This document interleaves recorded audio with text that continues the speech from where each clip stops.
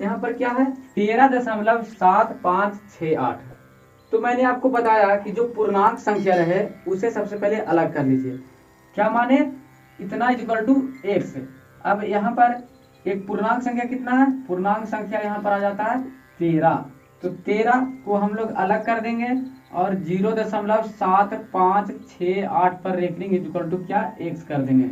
अब 0.7568 equal to x minus 13 हो गया। रेकरिंग तो इस पर लगा हुआ है। कहने का मतलब यह हो गया कि जितना पर रेकरिंग लगा हुआ रहे, जब तक वह संख्या आ ना जाए तब तक हमको उतना शून्य से गुना करना पड़ेगा। इसके बाद क्या देख लेते हैं, इसके बाद सिर्फ एक संख्या बच जाता है हमको अलग करने के लिए। दोनों ओर 10 से गुना करने पर 10 से गुना करेंगे, 10 गुना 0.7568 पर रेकरिंग इक्वल टू 10 गुना एक्स माइनस 13। तो डिस्ट्रीब्यूशन लॉ में हम लोगों ने यहाँ पर देखा था कि ये दोनों से गुना होगा, इससे भी और इससे भी गुना होगा। यहाँ पर क्या हो जाएगा, यहाँ दशमलव है, यहाँ एक शून्य है तो ये दशमलव इधर चला आएगा। 7.568 पर recurring equal to 10x minus 13। ये हो गया। अब हम लोग 7 को अलग कर देंगे। 7 को क्या करेंगे, अलग कर देंगे। अब 0.568 इक्वल टू 10x माइनस 130, क्योंकि 13 था तो यहाँ पर 10 से गुना हो जाएगा। अब 7 भी अलग हो गया। 7 को हम लोग यहाँ से इधर भेज देंगे तो 0.568 पर recurring equal to 10x minus 130 minus 7। ये सारे फिर अब हमको फ्री करना पड़ेगा, ये सारे को फ्री करना पड़ेगा। इसका एक पार्ट को फ्री करना है, कम से कम एक पार्ट को फ्री करना होता है। तो इसको फ्री करने के लिए अब क्या करना पड़ेगा, दोनों ओर 1000 से गुना करने पर, क्योंकि 1 2 3 इसमें 3 दशमलव लगा हुआ है।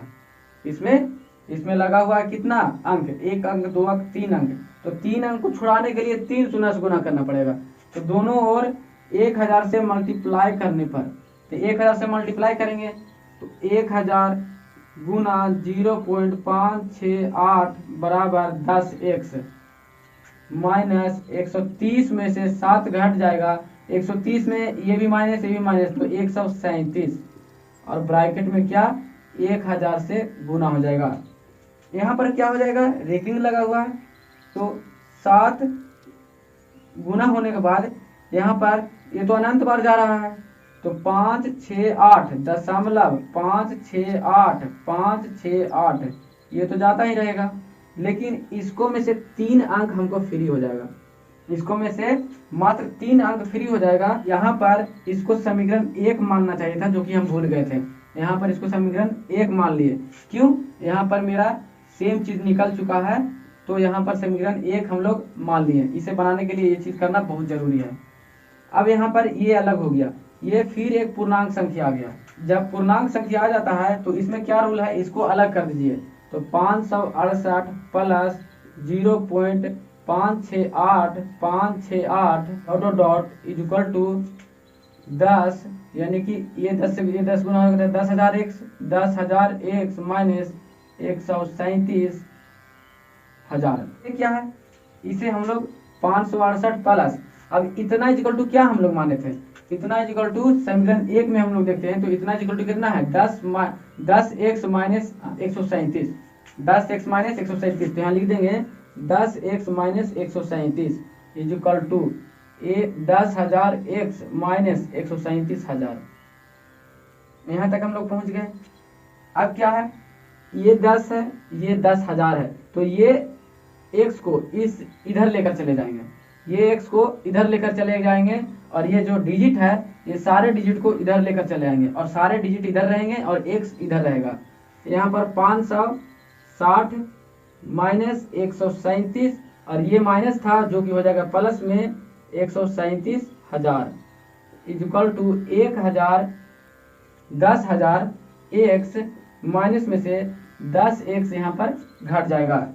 ये दोनों को जोड़ना है क्योंकि ये दोनों प्लस है, ये दोनों को जोड़ना है, इसको घटाना है। तो हम लोग क्या पढ़े हैं कि जो जोड़ है उसे जोड़ दीजिए और जो घटाना है उसको बाद में कीजिएगा, क्योंकि यहाँ पर 2 इसकी संख्या ज्यादा है तो इसकी संख्या जोड़ देते हैं। तो 0 प्लस 8 में 7 गया, 1 बच गया, 1 लिख दिए। 0 प्लस 6, 6 में से 3 गया तो बच गया 3, 0 प्लस 5 तो हो गया 5, अब 5 में से 1 चल गया तो बच गया 4, 5 में से 1 चल गया तो बच गया 4, और यहाँ पर 137 बच गया, तो 137 का 137 हम लोग लिख देंगे। और इज इक्वल टू ये 10,000 में से 10 एक्स घट जाएगा तो 9,990 एक्स हमको मेरे पास बच जाएगा। यानी कि यहाँ पर देख सकते हैं कि 9,990 एक्स इज इक्वल टू 137,431 यहाँ बच गया। इसलिए हम लोग क्या कर सकते हैं, x इज इक्वल टू 137,431 बटा 99 9,990, यानी कि इसका आंसर इतना आ जाएगा। तो इसीलिए x इज इक्वल टू क्या हो जाएगा, 137,431 बटा 9,990, जो कि ये एक दूसरे से नहीं कटेगा, इसलिए यहाँ पर ये हो जाता है p का फॉर्म, ये हो जाता है q का फॉर्म। यानी कि x इज इक्वल टू 137,431 बटा 9,990, इसे p बाई q के रूप में ले आए। तो आप लोगों ने देख लिया कि किस तरह से किसी भी संख्या को हम लोग इस मेथड से एक परिमेय संख्या में बदल सकते हैं। अब हम लोग आगे देखते हैं किसी भी दो परिमेय संख्याओं के बीच में और सारे परिमेय संख्याएं निकालना, क्योंकि आपका चैप्टर के मेथड में ही ये दोनों टॉपिक छुपा हुआ है, तो इसलिए हमें वो भी बताना पड़ेगा और उस पर भी 2-4 क्वेश्चंस हम लोग देख लेते हैं, जिसके जरिए आपका फर्स्ट चैप्टर एक्सरसाइज 1.1 अच्छी तरह से कंप्लीट हो जाए। अब दोस्तों हम लोग सीखते हैं कि दो परिमेय संख्याओं के बीच में 2 या 3 या 4 परिमेय संख्या किस ढंग से निकालते हैं, उसका हम लोग एक बेसिक्स ले लेते हैं। उस पर भी बहुत सारे क्वेश्चन आपके हैं और ये टॉपिक आप जान लेने के बाद वो सारे क्वेश्चन आपसे डील हो जाएंगे। तो चलिए हम लोग देखते हैं ये टॉपिक को। टॉपिक का नाम क्या है, दो परिमेय संख्याओं के बीच परिमेय संख्या निकालना। ए और बी एक परिमेय संख्या है जहां पर ए बी से छोटा है, यानी ए है जो बी से छोटा है।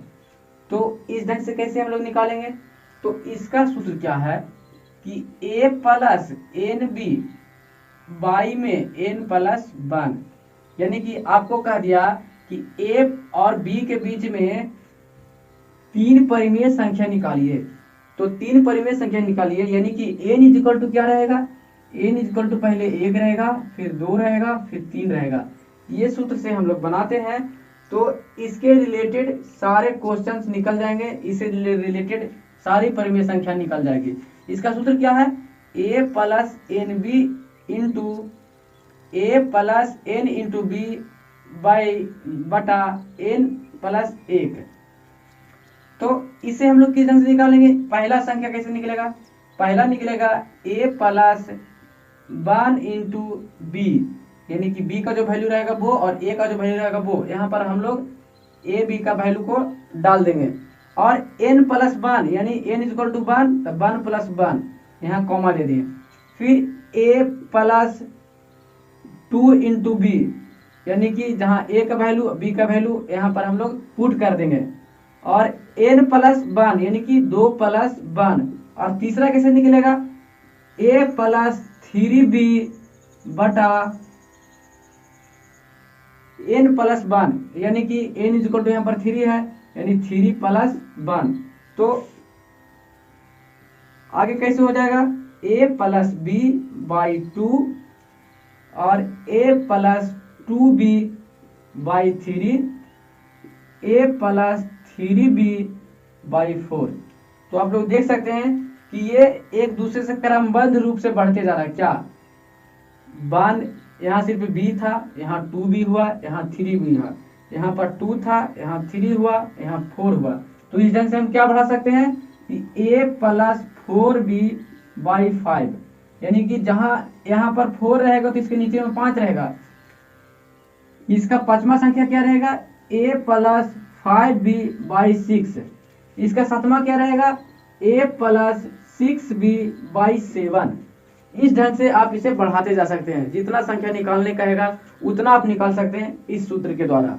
और दूसरा फॉर्मूला भी है, वो आपको मैं एग्जांपल के थ्रू बता दूंगा। जिस टाइम मैं एग्जांपल आपको बताऊंगा उस टाइम मैं उसी के साथ आपको बता दूंगा। तो आइए अब हम लोग एग्जांपल लेते हैं। एग्जांपल नंबर 1 क्या कहता है, 1/3 और 1/2 के बीच दो परिमेय संख्या निकाले, दो परिमेय संख्या निकाले। तो सबसे पहला मेथड तो हम लोग जानते हैं, जो बुक बताया है, जो सूत्र है वो है। तो सबसे पहला मेथड ही हम लोग लगाते हैं। यहाँ पर a इक्वल टू क्या है, 1/1/3 और b इक्वल टू क्या है, 1/2।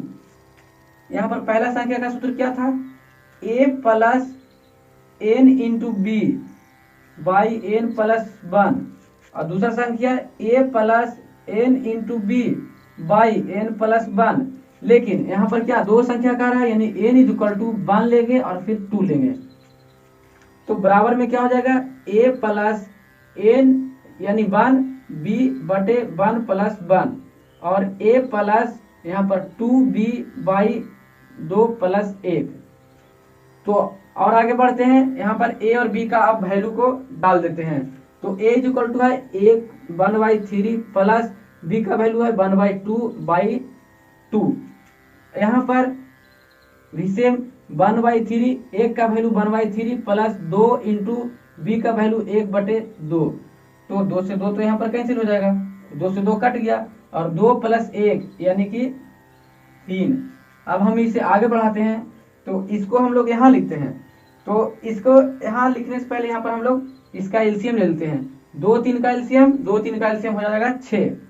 2 3 का एलसीएम क्या हो जाएगा, 2 3 का एलसीएम हो जाएगा 6। अब हम लोग भी के जोड़ कर लेते हैं, यानी फ्रैक्शन, यानी एडिशन ऑफ फ्रैक्शन।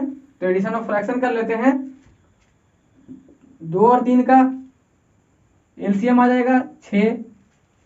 6 2 बार में कटेगा, 2 लिखा गया, फिर 2 कटेगा 3 बार में, 3 लिखा गया, बटे में 2 हो गया।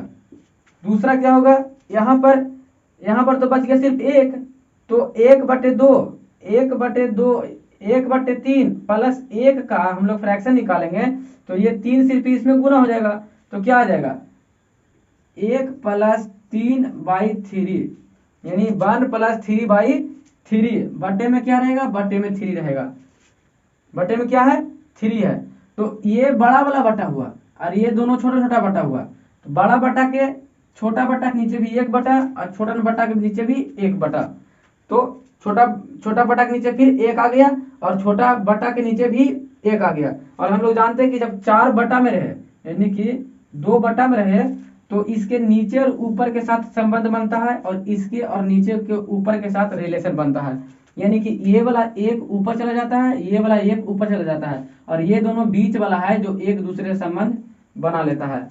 तो यहाँ हो जाता है 5 गुना 1, तो 5 का 5 रह गया। यहाँ हो जाता है 12, 6 दूना 12, तो ये 12 हो गया। यहाँ हो जाएगा 4 गुना 1 यानी कि 4 रह गया, और यहाँ हो गया 3 तिहाई 9, तो यहाँ 9 रह गया।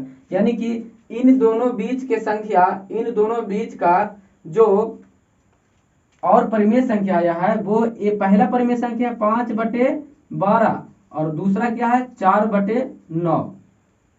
ये क्या हो गया, हमारा आंसर हो गया, ये हमारा आंसर हो गया। दूसरा नियम क्या है, दूसरा नियम सिंपल क्या है, इसे आप लोग दशमलव में बदल लीजिए, इसे भी आप लोग दशमलव में बदल दीजिए, और दशमलव में बदलने के बाद उसके लगभग लिखते चले जाइए। जैसे यहाँ पर जगह तो नहीं है, लेकिन हाँ यहाँ जगह है, हम लोग देखते हैं यहाँ पर क्या दशमलव में बदल कर। तो 1/3 को अगर हम लोग दशमलव में बदलेंगे तो 0.33 आएगा, 3333 समथिंग आएगा, ठीक। और 1/2 को अगर दशमलव में बदलेंगे तो 0.5 आएगा, 0.5 आएगा। तो 0.5 में बड़ा कौन सा है, तो 0.5 बड़ा है, 0.33 छोटा है 0.5 से, यानी कि 0.5 के बीच में भी तो और सारे संख्याएं होंगे, इसके बीच में तो बहुत सारे संख्याएं होंगे, इसके बीच में तो बहुत सारी संख्याएं होंगे, तो क्या आएगा 0.34 आ सकता है, ये एक हो गया। 0.36 आ सकता है, ये एक हो गया। 0.37 आ सकता है, ये एक और पर में हो गया। 0.38 आ सकता है, डॉट करके अनगिनत संख्याएं आ सकती है। इसमें हम लोग कोई भी 2 को उठाकर लिख सकते हैं, क्योंकि जब परिमेय संख्याएं निकालने की बात आती है तो कोई जरूरी नहीं है कि आपका आंसर और दूसरे बच्चे का आंसर या तो बुक का आंसर मैच हो जाए। हाँ, लगातार कहेगा कि लगातार दो परिमेय संख्या निकालें, तो वो लगातार दो परिमेय संख्या इस फार्मूला से निकलेगा, इस फार्मूला से। ये जो फार्मूला था, ये जो फार्मूला है, इसी फार्मूला से निकलेगा। लगातार अगर कहेगा तो इससे ही निकलेगा। लेकिन जरूरी नहीं है कि जो आप बनाए और जो अगला बच्चा बनाया वो सेम बना दे। इसमें इस अलग अलग भी निकल सकता है। तो आप देख लिए कि किस ढंग से निकलता है। एक सूत्र वो है, एक सूत्र ये है। ये सूत्र सटीक है, वो भी सूत्र सटीक है, लेकिन अगर इससे आप बनाते हैं तो शायद आपका आंसर बुक से मिल जाए। अगर वहां से आप बनाते हैं तो बुक से नहीं मिलेगा, लेकिन आंसर वो भी सही है, आंसर वो भी सही है। तो आशा करता हूं दोस्तों ये वीडियो आपको बहुत ही अच्छा लगा होगा और इसमें आप बहुत सारे चीज सीखे होंगे। इसी ढंग से मेरे साथ बने रहें और चैनल को सब्सक्राइब कर लें। और मेरे व्हाट्सएप ग्रुप से अगर नहीं जुड़े हैं तो व्हाट्सएप ग्रुप से भी जुड़ जाइए, टेलीग्राम चैनल से भी जुड़ जाएं। जब तक के लिए अलविदा लेते हैं दोस्तों, मिलेंगे अगले वीडियो में।